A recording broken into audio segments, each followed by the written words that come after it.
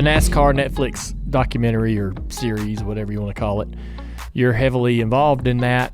You lend your voice to the series, which I think you did a great job. Adds a ton of credibility. Yeah, I mean, you nailed all the work you did in that. When they come and asked you to do that, that was probably an easy yes. But so one thing that makes me think about is like, so you were saying it a minute ago, people see you, you're the game day guy, you're coming into the golf world. Who is this guy?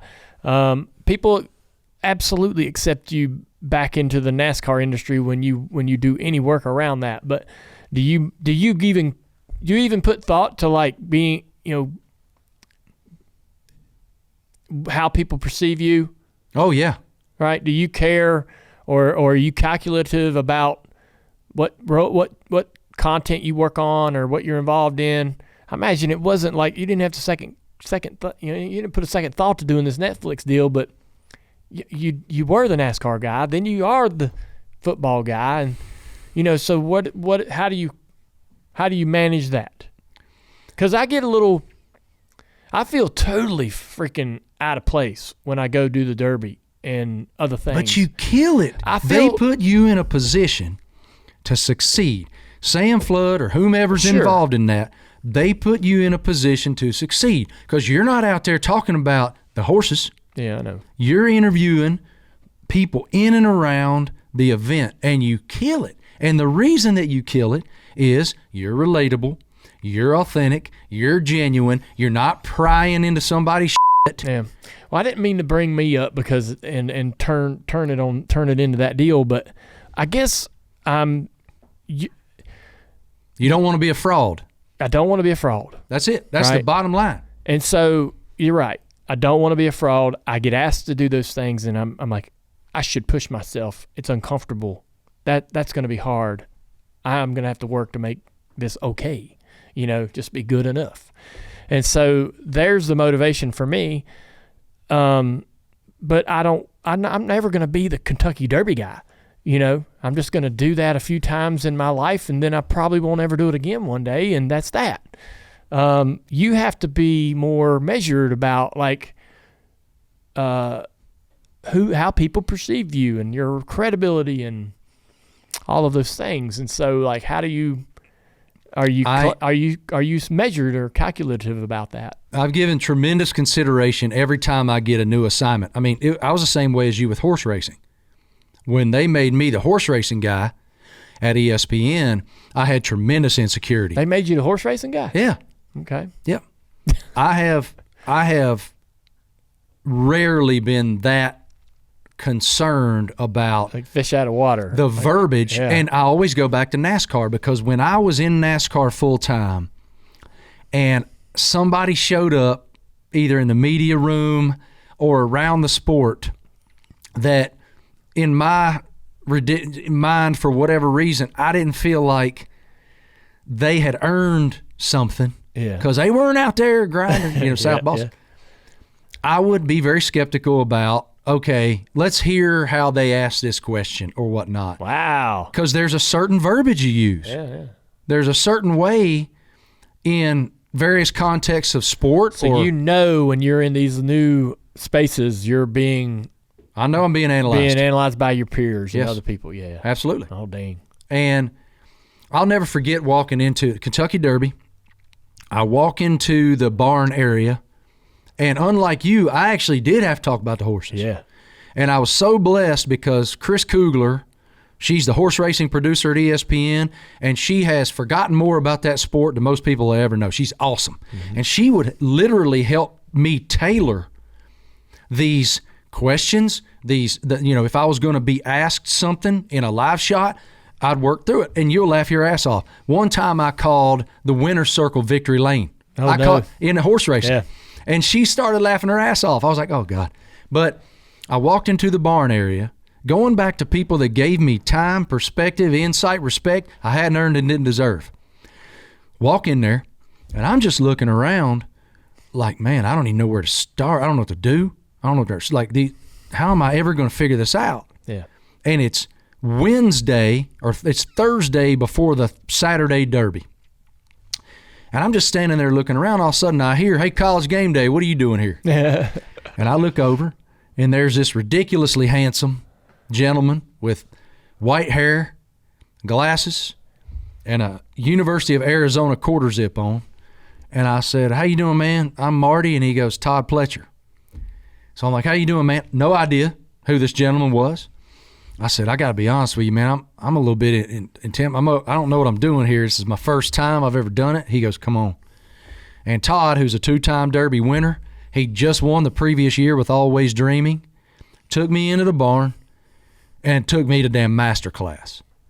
And I had no reason to do that. Yeah. And that's why I'm not going to get all super preachy here, but I'm a believer, and I've been afforded, like, these people have stepped into my path at times when I needed them and held my hand. And I'm so forever grateful for that.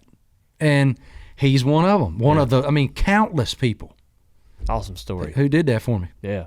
Well, that makes sense. So back to the Netflix series. You've watched it. We're all anxiously waiting on the impact that this is going to have on the sport. NASCAR, in my mind, is very entertaining, and I truly, honestly believe we have some great personalities in the sport and more coming. I feel like that we're poised for success, and we need the rest of the world to know. So everyone is going to compare this to the F1 Drive to Survive, and rightfully so. And we're hoping for literally the exact same result in terms of getting our sport in front of new faces and people. Do you think, I watch it, I'm biased because, of course, I love the sport, and when I'm watching it, I'm like, hell yeah, that's a great, this is it. This is the sport. This is how it is. And they did it as good as it could be done. Do you think it'll do anything for us? Without question. I think that's indisputable. And I would just use my own friends as a barometer, a measuring stick in that capacity, because my buddies in college football are all blowing me up because I didn't tell anybody I was in this thing. Mm-hmm. They're all blowing me up like, holy shit, man, I'm going to Talladega this year. Like, that was all. I had no idea this. I had no idea that. And one of my producers in college football wrote me, College Game Day producers, and she goes, "I didn't know you knew NASCAR," which made me laugh my ass off. Yeah, because she just didn't know that was my roots, right. And I'll forever consider it my roots. But because the reason that I think it's going to resonate both inside the sport and out is because it not only develops the nuance of the races themselves and how vital every little teeny piece and part of the minutia and the evolution of a race is, and the beautiful video and the tremendous shots they got and all those things, the aesthetics are gorgeous, but also it took us into Denny Hamlin's house. Yeah. It took us into Bubba Wallace's mind. It took us into, I heard Ty Gibbs say for the first time. And I watch every race still, man. Even though I'm not in the garage every weekend, I watch them all. And you learn a lot about the personalities, and that matters to people who don't know the sport, especially like Lainey. My wife's known NASCAR for 20-some years, and she knows more about the sport than most fans because she was married, is married to me. But she loved it because she loves behind the scenes, everything. Yeah. And yes, I think by all means it's going to be a huge victory for the sport. Before we move on, I want to tell you why I did it. And it wasn't just an easy yes. This is a very small world story. My wife has a friend from high school since 8th grade named Kelly Dukich. Her husband's best friend is a guy named Tim Mullen. Tim Mullen is the editor of Full Speed. He's one of the best editors of video in the world. And we were walking on a pickleball court together this summer at my summer place. And he goes, "Hey, I need to talk to you about something. I'm doing a NASCAR show." And I'm like, what is it? And he goes, it's a Netflix deal. And I was like, oh, sweet. He goes, I need you, man. Will you do it? I said, you got Dale Jr.? I swear on all that's holy. I said, is Dale Jr. involved? He goes, he wants to be. We've had discussions. He wants to be an executive producer. I said, you need to do it. You need to text him right now, call whomever right now and make it happen. Because if you want instant credibility, and I'm serious now, if you want this thing to work, you got to have him in it. Because you are walking credibility for the fan base and for, like, think about the athlete. All right, Christian McCaffrey. He's going to play in the Super Bowl on Sunday, and then he'll come home and he'll either win or he won't. He'll go about his life and he'll be training, and then him and his girlfriend will sit down on the couch one night. And he'll be like, oh, shit, I'm going to watch that NASCAR thing. Yeah. And the second you pop up, he'll be like, this thing's awesome. Yeah. It's just the truth, man. Okay. You say it. Yeah, obviously I hope that it is very successful.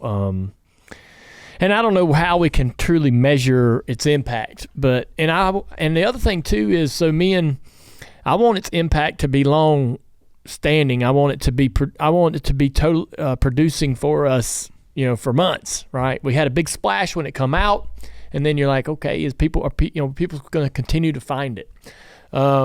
Me and Blaney went to New York City to do Kelly Clarkson's show, and it won't air till right before Daytona, where we talk about, we did it literally to promote the Netflix show, and it's the only reason I go out there and do that. And I don't get anything out of that, but I just want people to continue to see it. If you haven't seen it, right, I want you to hear me on Kelly Clarkson in February and go, damn, I do need to watch that. I've got that on my list or whatever. But what it can do for the sport, I don't know. We'll see. But I feel like that, like, we got all the tools. Sport's ready for a resurgence. I agree. I think what in the short term, I think the ultimate impact of it within the sport is that any race drivers who weren't fully invested in opening their homes and hearts to that crew, yeah, I think will now see the value of, oh my, now I get it. I understand why. Like, Denny was smart. Yeah, he was. Denny was very smart. He nearly hijacked the whole thing. Yeah, I mean, it was a damn Denny Hamlin infomercial. It was. But people got to see really what he's about, and I enjoyed it, even though I know him. I mean, I really enjoyed it. Yeah.